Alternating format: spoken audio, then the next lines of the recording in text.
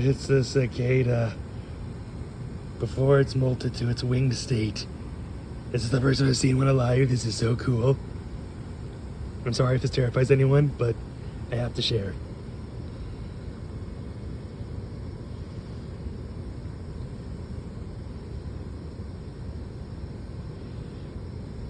You're probably looking either for somewhere to hibernate or for somewhere to safely molt.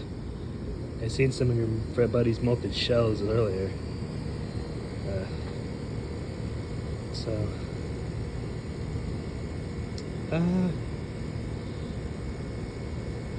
I'm just gonna leave you on the ground somewhere.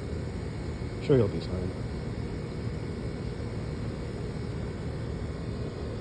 Beautiful. Look at that face. So buggy.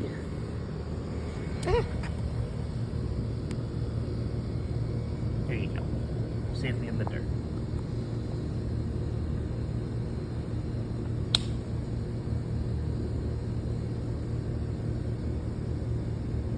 Well, have a good day. Maybe you'll see you tomorrow. Maybe you'll just see your skin.